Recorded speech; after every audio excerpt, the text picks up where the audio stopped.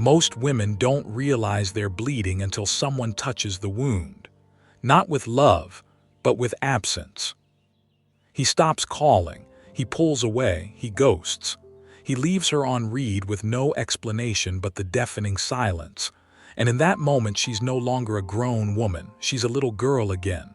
Forgotten, unseen, unchosen.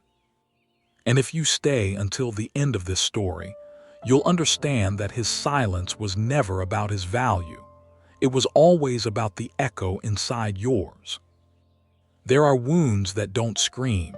They whisper, they smile, they perform, they accommodate, and they are inherited not from fault but from survival, from mothers who taught silence instead of sovereignty, from cultures that praise obedience but punish expression, from men who love what is pleasing then leave what is real. The first feminine wound begins not with betrayal by others, but betrayal of the self. She was never taught that her rage was sacred, that her no was holy, that her tears weren't weakness but water meant to break the drought. Instead, she was taught to be sweet, to be good, to be small, to be the peacekeeper, the balm, the antidote to the world's chaos, even when it ripped her apart from the inside out. This is the wound of self-abandonment. And it's the most dangerous one, because it disguises itself as kindness, as compromise, as love. But it is not love when you vanish inside your own life. Picture her, the woman who says yes when her body screams no, the one who smiles while her throat burns with words unsaid, the one who stays in rooms that drain her just to avoid the guilt of leaving. Her nervous system has been trained to betray herself just to feel safe. She becomes hyper-attuned to others' needs. She senses shifts in tone like seismic waves. She reads micro-expressions like survival codes, not because she's intuitive, though she is, but because her inner child was wired for one thing: don't upset them or you will be punished. Don't displease them or you will be left. Now she's a woman, a powerful one even, but inside, a part of her is still standing in the hallway, hoping someone will open the door and say, "You're allowed to matter." Here's the truth she was never told. Abandoning yourself to keep others close is a recipe for perpetual heartbreak. And the healing, it begins in silence. In the quiet moments when no one is watching, when she resists the urge to text first, when she cancels plans that drain her, when she says, "No, I won't explain myself this time." It begins when she disappoints others and survives. Because every time she honors her truth, even when it trembles, she stitches a torn piece of herself back into wholeness. But don't mistake this for easy. The path from self-abandonment to self-sovereignty is paved with grief. Grief for all the years spent being what others needed, while no one asked, "But what does she need?" Grief for all the moments she edited her essence, diluted her fire, dimmed her light to keep love nearby. This grief is sacred. It is the mourning of a self that was never allowed to exist. And the more she lets herself feel it, not in theory, but in the body, in the bones, in the belly, the more she reclaims the one thing that was stolen, her aliveness. Because when a woman finally stops apologizing for her power, the world feels it. But there's a paradox here. When she begins to heal, the world doesn't clap. It resists. Because the same people who benefited from her silence will be the first to call her selfish. The man who liked her softness will resent her strength. The friends who thrived on her people-pleasing will accuse her of changing. And the voice inside her own mind, the one trained to keep her small, will whisper, "Go back. This is too much. You're too much." This is where many turn back. But the woman who endures this inner storm, the one who keeps walking despite the backlash, begins to remember something older than pain. Something ancient. Archetypal. She begins to awaken the high priestess within her. Not the ethereal figure draped in mysticism, but the inner gatekeeper, the one who knows what to let in and what to keep out, the one who sees behind masks, both in others and in herself. She doesn't need validation. She requires truth. And the first truth is this: every time you make someone else's comfort more important than your boundaries, you teach your soul that it doesn't matter. But that was never true. Your soul is not here to be palatable. It is not here to be polite. It is here to remember. And remembering is not an idea. It is a reckoning. A return to the moment you first decided, I must hide who I am to be loved. Now you get to undecide. You get to unlearn.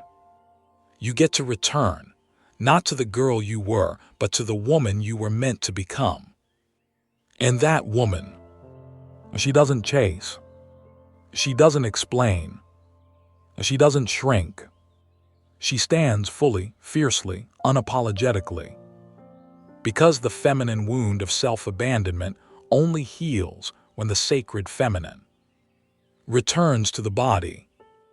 When I'm sorry becomes I choose me. When the performance ends and the real woman begins.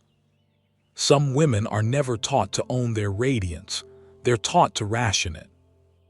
Dim it down, make it soft. Don't be too much. Don't shine too bright. You'll intimidate him. You'll lose friends. You'll be left. And so begins the second feminine wound, the rejection of radiance. This is the wound of beauty punished, brilliance mocked, joy shamed. It hides in women who laugh too loudly, then catch themselves, who speak their truth, then spiral for days, who walk into a room and feel every eye not as celebration, but as danger. Somewhere along the way she learned, to be seen is to be unsafe. Because once she was. Maybe it started early, when her confidence was called arrogance, when her beauty invited envy or harm, when a teacher, a parent, a partner made her feel like her power was a problem to solve. So she learned to apologize for the glow, to fold her wings before they ever fully opened. But make no mistake, her radiance did not disappear, it just went underground. It became the secret she only shows when no one is watching. It became the longing she pours into art, into writing, into longing itself. It became the ache behind her eyes when someone says, "You're too intense," and she swallows the flame again. And what happens when radiance is buried? It rots. It festers. It turns against itself. She begins to compete with other women, not because she is unkind, but because she sees in them the freedom she denied herself. And envy is not cruelty, it's direction. It says, there is something in her that you once buried in you. When a woman rejects her radiance, she unconsciously becomes magnetized to those who reinforce that rejection. Men who are threatened by her shine, friends who dull her with backhanded compliments, environments that reward her invisibility but punish her impact. And so she finds herself shrinking, even when she knows better. Because her nervous system equates visibility with danger. But this wound has an antidote. Not affirmation, not beauty, not achievement, reclamation. Not the loud kind, not the performative kind, but the slow, cellular kind, where she puts on the dress that makes her feel too much and wears it anyway, where she laughs at full volume and does not apologize, where she dances not to impress, but to remember her rhythm. Radiance, you see, is not decoration. It is declaration. It says, I am not hiding anymore. And the moment she stops hiding, something magical happens. The world begins to rearrange. Not instantly, not without resistance, but steadily. because the universe cannot fully support the woman who only offers half of herself. She begins to attract men who are not threatened by her fire, but nourished by it, who do not need her small to feel big, who do not flinch when she's fierce. She finds friendships that don't whisper behind her back, but roar alongside her. But most of all, she meets herself. The radiant one. The one she buried, thinking she was too much. The one who, in truth, was never too much, only too honest for a world addicted to masks. This is where the lover archetype begins to awaken, not the seductress distorted by the male gaze, but the sovereign sensualist. The woman who owns her magnetism without shame, who doesn't barter her essence for attention, who doesn't perform femininity but embodies it. The lover archetype teaches this. Your pleasure is not a luxury, it is a compass. Your joy is not a byproduct, it is a birthright. But to feel pleasure, she must first feel safe in her own body again.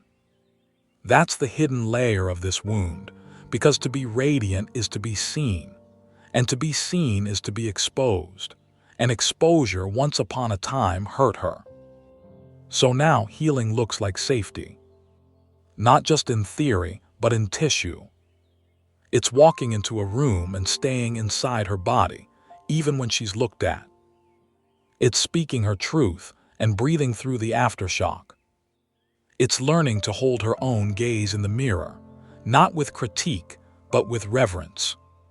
Here's the truth no one tells her. Radiance is not perfection. Radiance is presence. It's not flawless skin or curated charm.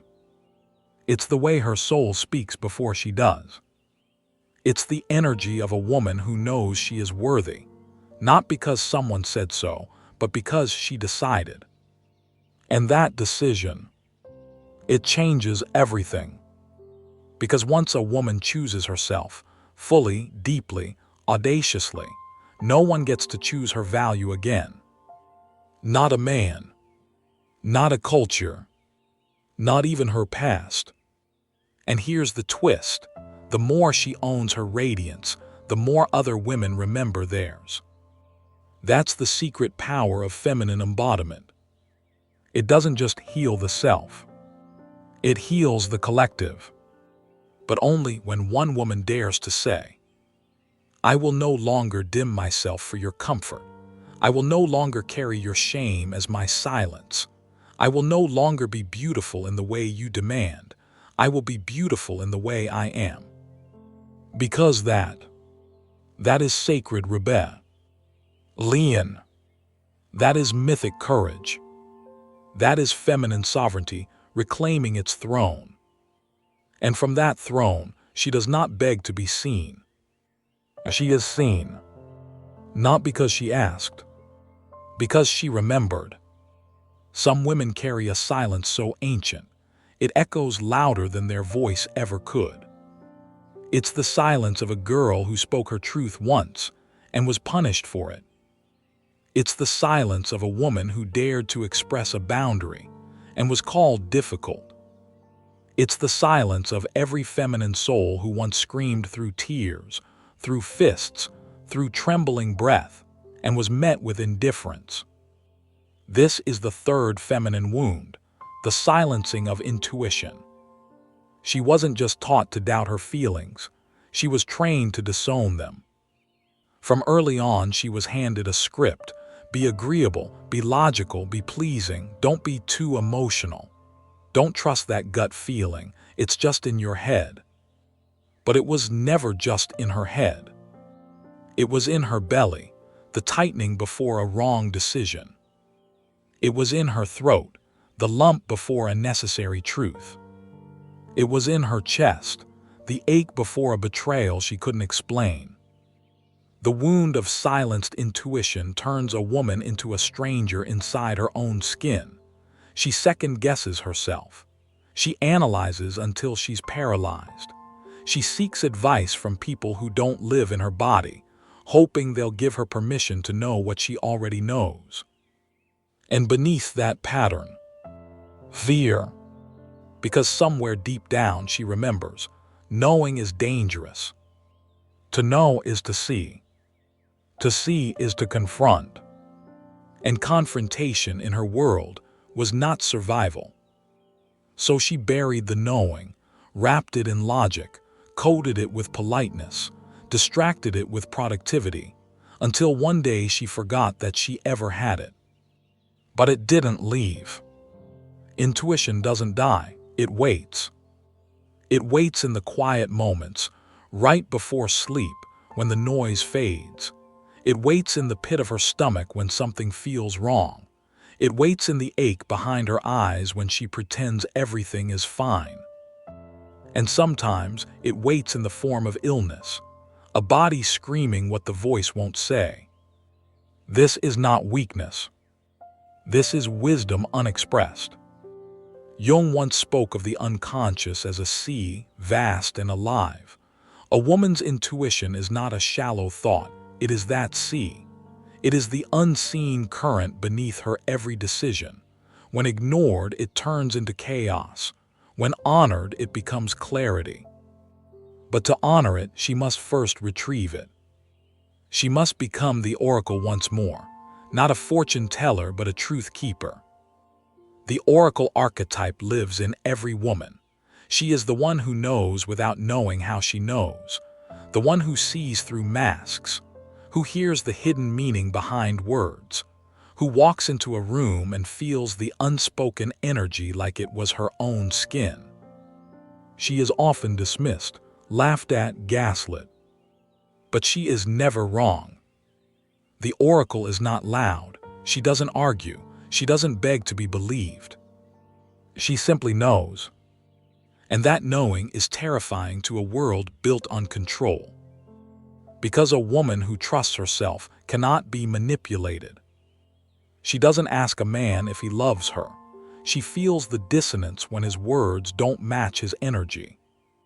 She doesn't explain her decisions to people who haven't earned her truth.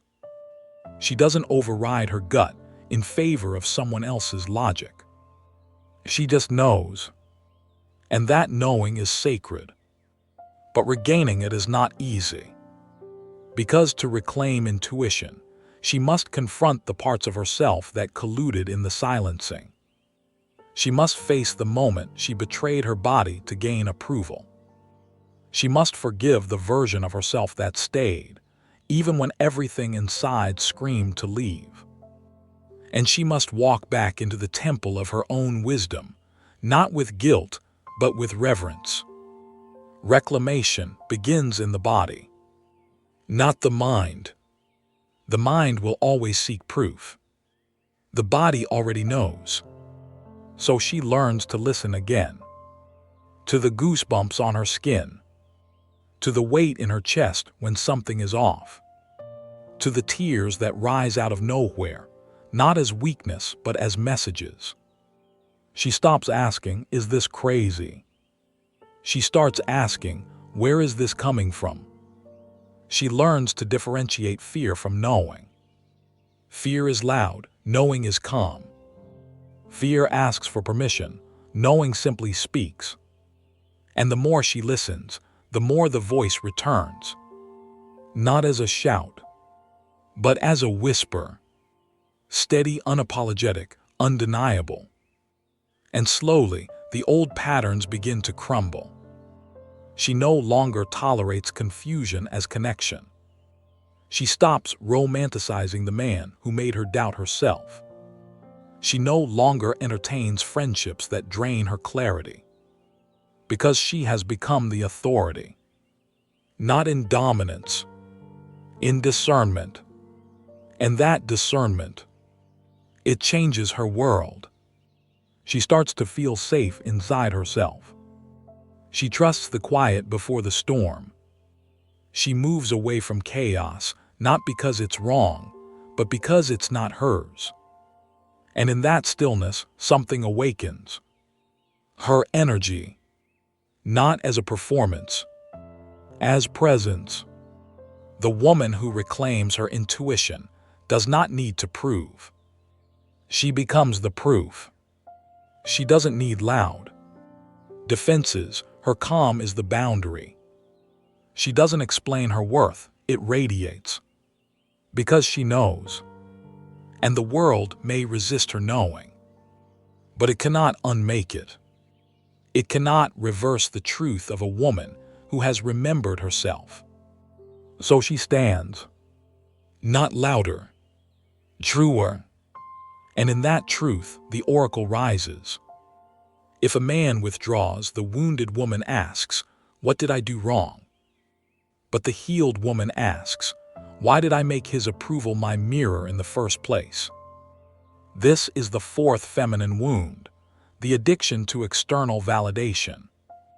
It is a hunger, not for love but for permission. Permission to feel worthy, permission to take up space, permission to believe that her existence is enough, even when no one applauds. This wound does not scream. It seduces. It cloaks itself in achievement, in beauty, in likability. It turns performance into identity.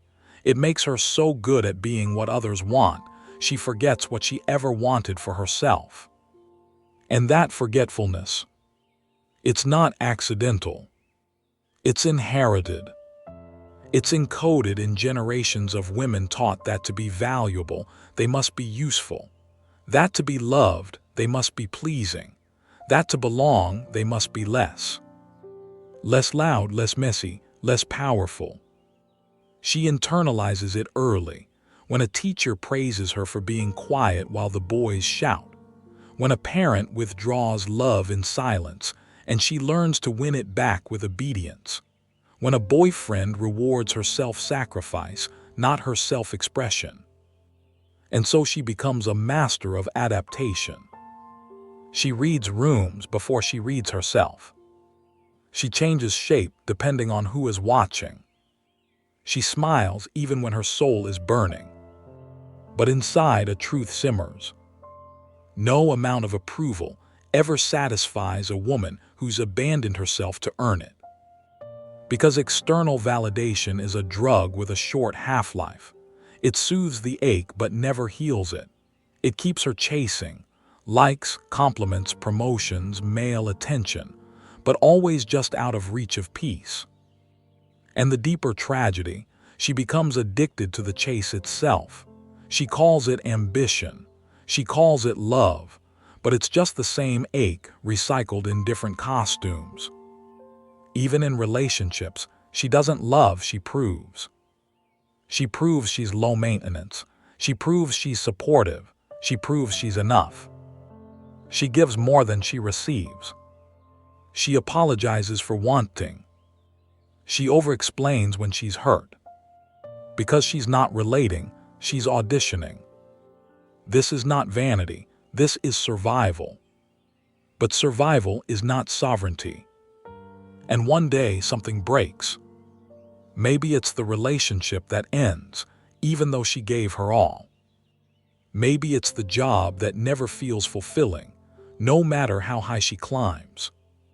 Maybe it's the burnout that turns her body against her. Whatever the trigger, the truth becomes unbearable. She's exhausted from earning what should have been hers all along, her own worth. And in that moment, a rebellion begins. Not against men, not against the world. Against the idea that love must be deserved. She begins to do the unthinkable. She stops performing. She speaks even when her voice shakes. She asks for what she needs, even if it makes her too much. She leaves when she is unvalued, even when the loneliness cuts deep. And most terrifying of all, she rests. She lets herself be still. She lets herself be seen in the in-between, not just in triumph, but in tenderness. And in that stillness, she meets the sovereign, the inner queen, not the ruler of others, but the ruler of self. The sovereign does not seek the crowd's applause. She sits in her center. She doesn't need her worth to be witnessed. She embodies it. And when a man comes into her orbit, she doesn't ask, "Will he choose me?" She asks, does this union reflect my truth or disrupt it? She no longer tolerates breadcrumbs because her soul is not starving anymore. She no longer twists herself into versions that make others stay because she trusts that what is true will remain. And slowly her world shifts. She stops chasing connection and starts choosing it. She no longer sees rejection as failure, but as redirection. She starts loving herself in the ways she always wished others would. Not because it's trendy, because it's necessary. Because self-love is no longer a mantra, it's a boundary. And here lies the paradox. When she no longer needs validation, she becomes magnetic. Not because she's trying, because she's true. True to her rhythm, true to her pace, true to the voice within that says, you don't have to earn what you already are. And that voice, it is older than time. It is the voice of every woman who ever whispered into the dark, there must be more than this. There is, but it cannot be given. It must be claimed. And claiming begins in quiet refusal. Refusal to chase what wounds you. Refusal to become who they prefer. Refusal to keep proving your soul's worth in systems designed to forget it. The sovereign does not ask for a seat at their table.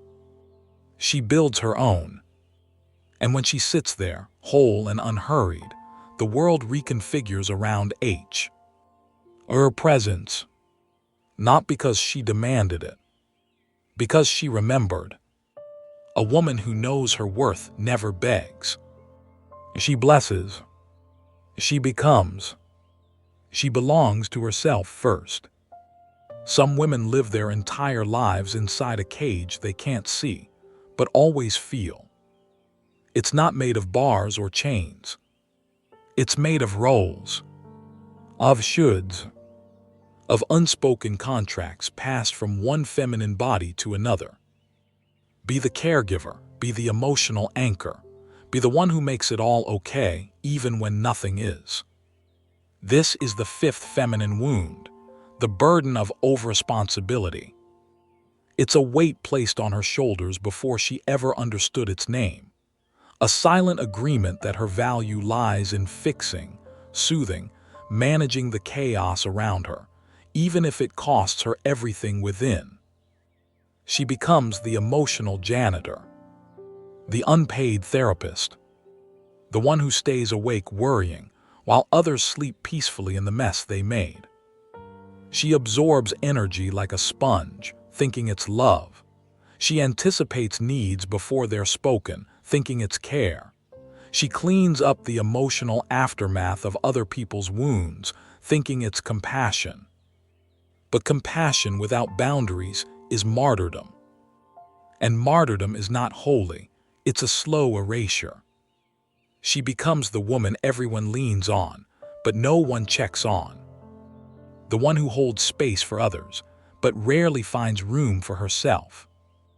And when she does finally collapse, she blames herself for not being stronger. That's the trap. Responsibility becomes identity. And identity becomes prison. Even in love, she takes more than her share of the blame.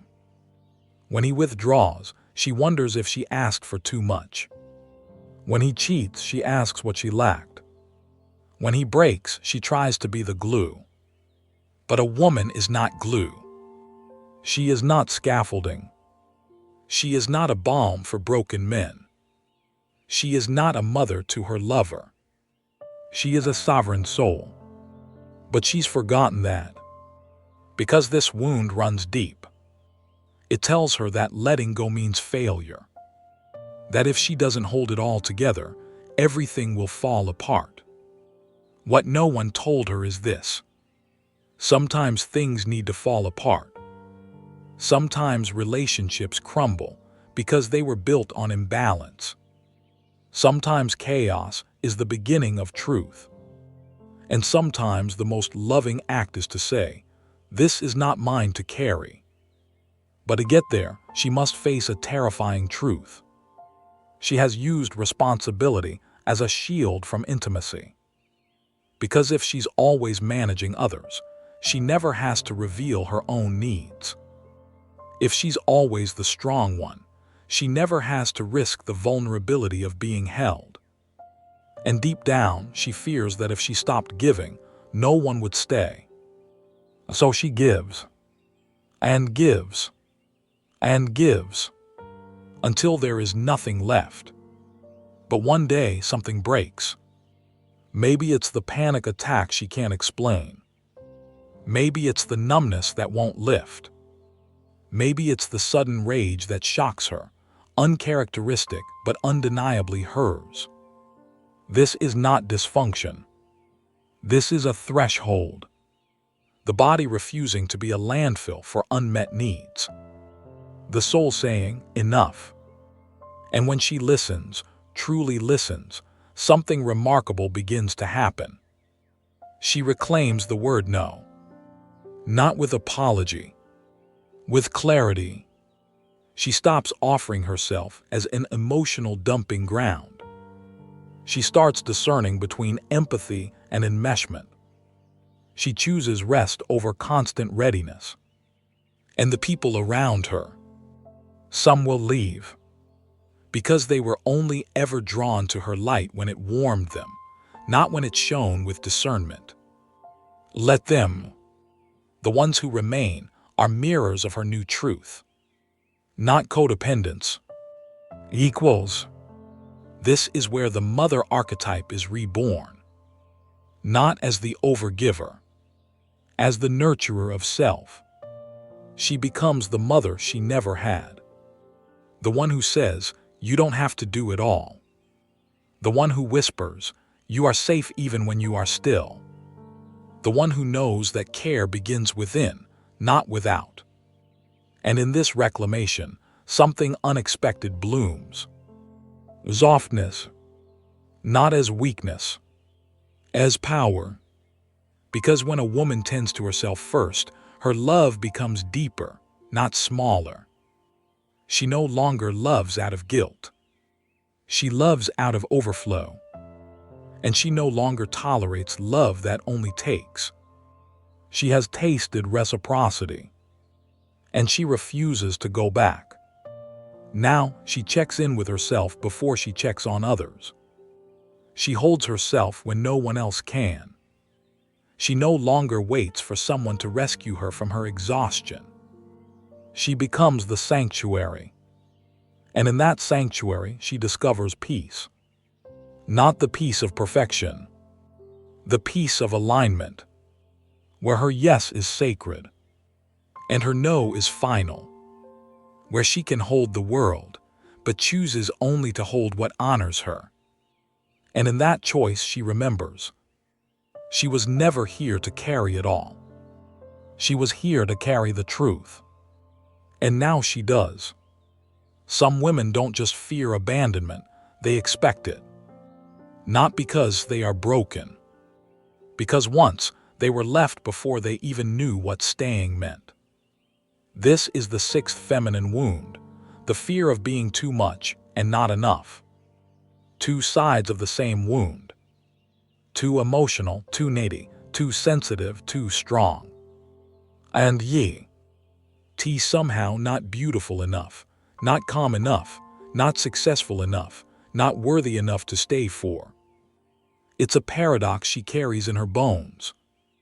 She edits her laughter to not be too loud. She tucks in her hunger, literal and emotional. She makes herself lighter, smaller, nicer. She wears 100 masks, so no one sees the wildfire inside. Because she fears that if she brings her whole self to the table, the people she loves will walk away. Some already have. And the child inside remembers every step. She remembers the parent who left, emotionally or physically. She remembers the friend who turned cold after she spoke her truth. She remembers the lover who adored her light, then recoiled from her depth. And in response, she became the curator of her own disappearance. Not all at once, but in tiny, careful pieces. She smiled instead of crying. She said it's fine when it was. She stayed silent when every nerve screamed. And the world praised her for it. Wow, you're so low maintenance. You're so chill. You're so easy to be around. But inside, her spirit was choking. Because no one ever saw the full woman, only the fraction she deemed safe enough to show. And still they left. So now she carries the shame like a second skin. Maybe I am too much. Maybe I wasn't enough. She tries harder, gets prettier, becomes more successful, more agreeable. She shapeshifts so many times she forgets her original form. But here's the truth no one told her. You cannot lose people who are aligned with your fullness. Only those who were feeding off the fragments will fall away. And when they do, it is not loss, it is cleansing. The woman who fears being too much often holds the most medicine. Because intensity is not a flaw, it is a frequency. And that frequency was never meant to be digested by the faint-hearted. It was meant to awaken, to alchemize, to burn away everything false. She is not here to be convenient. She is here to be true. And the healing begins when she stops apologizing for the fire in her blood. She stops softening her edges to avoid rejection. She stops hiding her tears to seem stable. She stops pretending her standards are too high, when really they are just high enough to reflect her worth. And slowly she reclaims her wild woman, the archetype who dances barefoot in the storm, who howls when she's hurting, who doesn't just feel, she expresses. Not for drama, for liberation. The wild woman does not crave chaos, she craves honesty. She doesn't sabotage love, she sabotages the lie that love must look a certain way to be safe. She knows that the heart is not porcelain. It is lava. It erupts. It flows. It transforms. But for too long, the wild woman was locked away, labeled as hysterical, difficult, unsafe. Now she returns, not to burn bridges, to burn false identities, so the real woman can rise. And as she rises, something radical unfolds. She stops fearing abandonment because she no longer abandons herself. She stops asking, "Am I enough?" and starts declaring, "I am whole." She no longer waits to be chosen. She chooses herself. Every day, in every decision, she creates a life that can hold all of her, not just the palatable parts. And in doing so, she sends out a signal, not of need, of alignment. And the people who arrive now, they don't fear her fire. They carry their own. They don't ask her to be less. They meet her in her more. And when she cries, they don't flinch. They hold her and trust she will rise because that's what she does. Over and over again. Because the wild woman is not fragile. She is free. And freedom is not the absence of pain.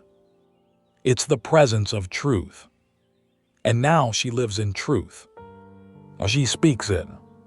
She breathes it. She becomes it. No more shrinking. No more chasing. No more apologizing for being everything she is. Too much. Not enough. She is both. And neither. She is whole. Has this ever happened to you? You give, you try, you love, you stay, and still they leave. Or worse, they stay but they don't see you. Not truly. Not the way your soul aches to be seen. And in the quiet aftermath of another disappointment, another rupture, another moment where you held the pieces together while they walked away untouched, you start to ask, what's wrong with me? But what if the real question is, what old wound is playing out again, and why have I been calling it love? This is the seventh and final feminine wound, the misidentification of love. Love to the wounded feminine often masquerades as longing, as scarcity, as suffering. If it hurts, it must be deep.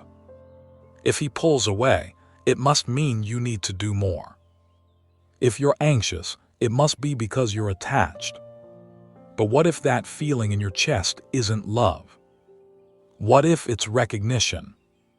Recognition of a pattern, a familiar ache, a wound shaped like a man, walking through your life to remind you where it began.